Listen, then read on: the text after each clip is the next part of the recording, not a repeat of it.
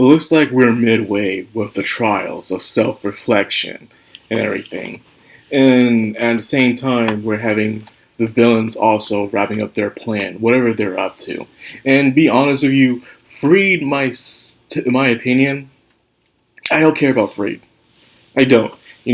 He talked a big talk. He talked high and mighty. I wasn't impressed with his plans or anything like that. He was always easily outsmart by Nagumo, and Nagumo will show him up every single time. So he's just a giant noble who doesn't know when he's way out of his league.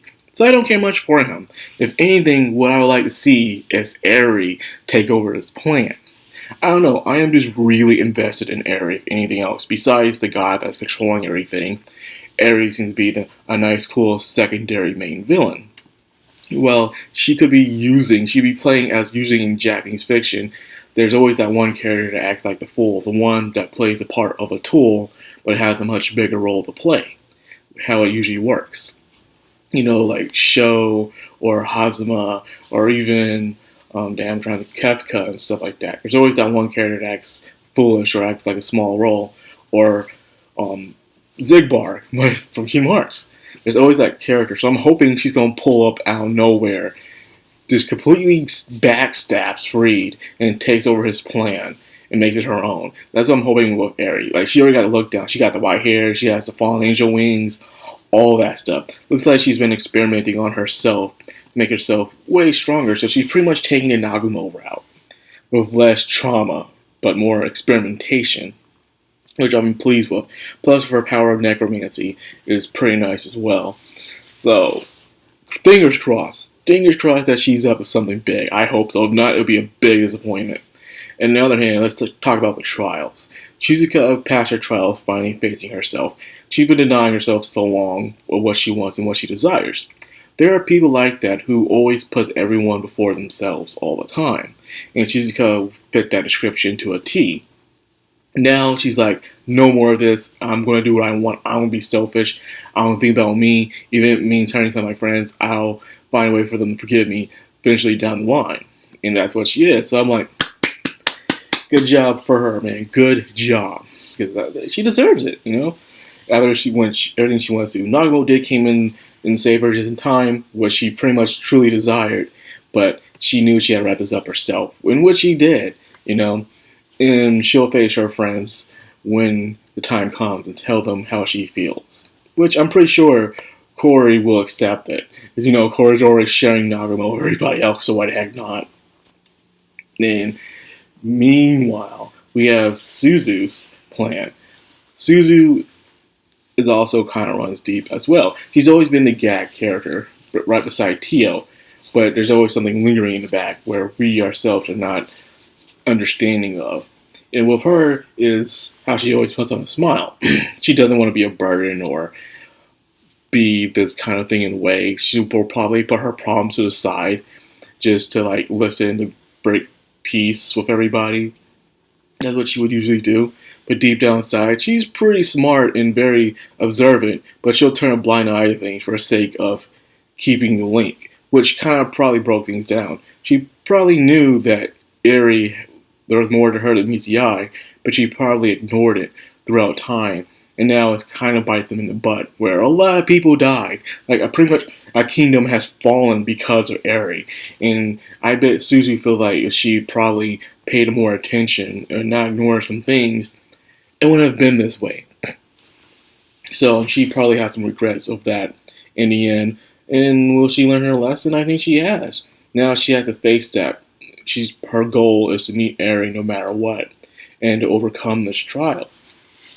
So hers was pretty basic. If you ask me, she was able to pull through better than Shizuka did. Problem with Shizuka is that she could accept what she truly desired, because she's been so long taking care of other people's desires.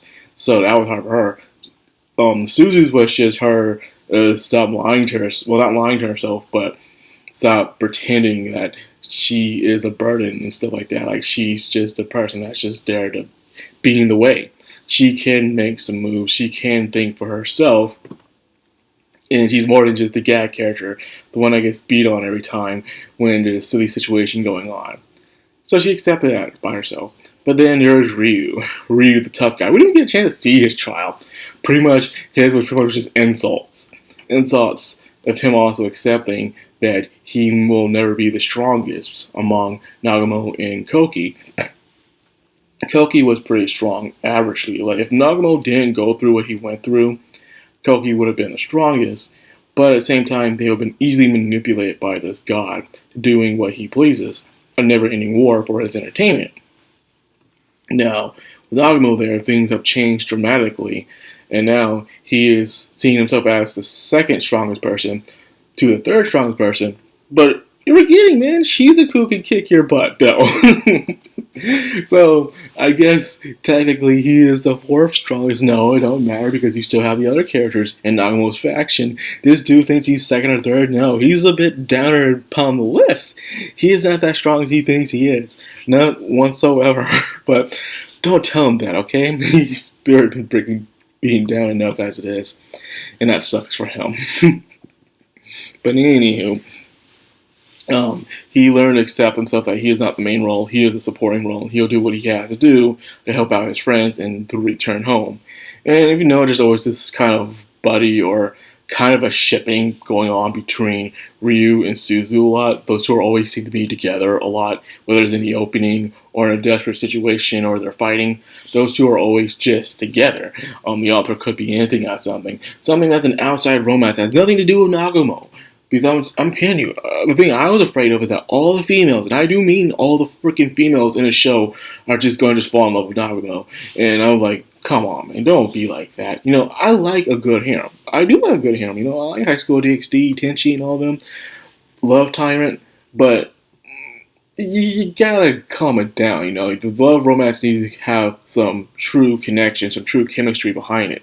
Not just throwing all the girls at him just because. But it needs something that makes it great. Another thing I love about High School DxD, it may seem like a comedy ecchi show, but it has some strong character development, serious world building, and some traumatic moments.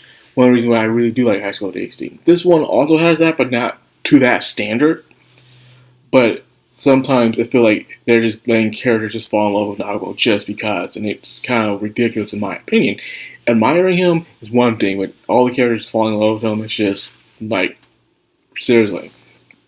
It says a lot about the female personality at the end of the day. Like, damn, that sucks when you think about it. But anyways, I digress. Now, the next character we went on to was Tio. And Tio starts to fascinate me as the show goes on, you know. Like, again, she plays herself as a full character. The one that's a masochist. The one that likes to get beat on or likes to be talked dirty to and all the time.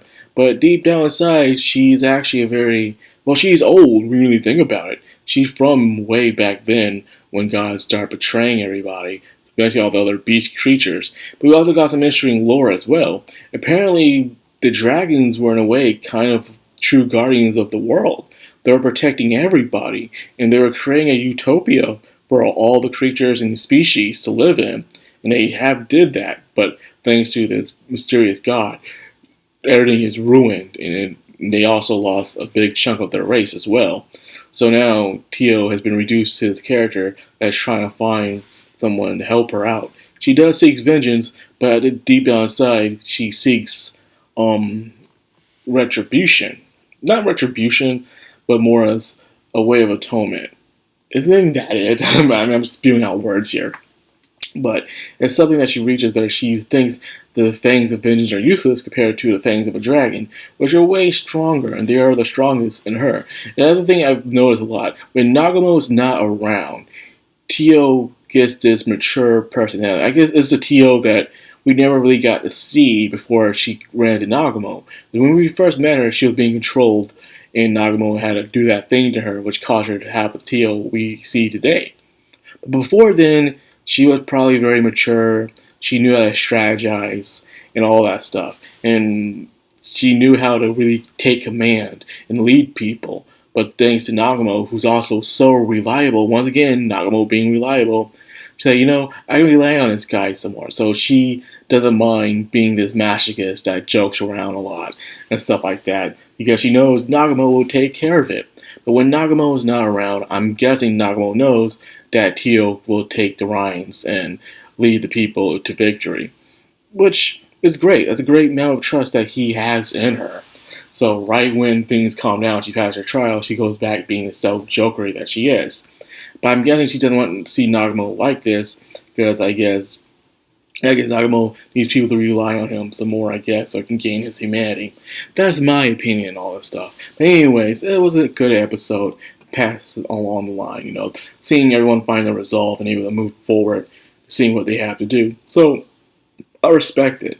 So, waiting for the next episode. Can't wait for that. See what happens next. Hopefully, this trial will end next episode halfway through, and then we go on to the next phase. I want to see this battle that they'll have her free and see how things go down.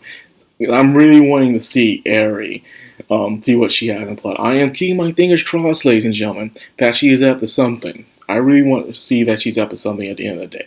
We'll see. So that I'll end the video here. I hope you guys enjoyed. If you did, like, comment, subscribe, and of course, hit that bell icon. This has been Madcrownxox, all anime. Signing out.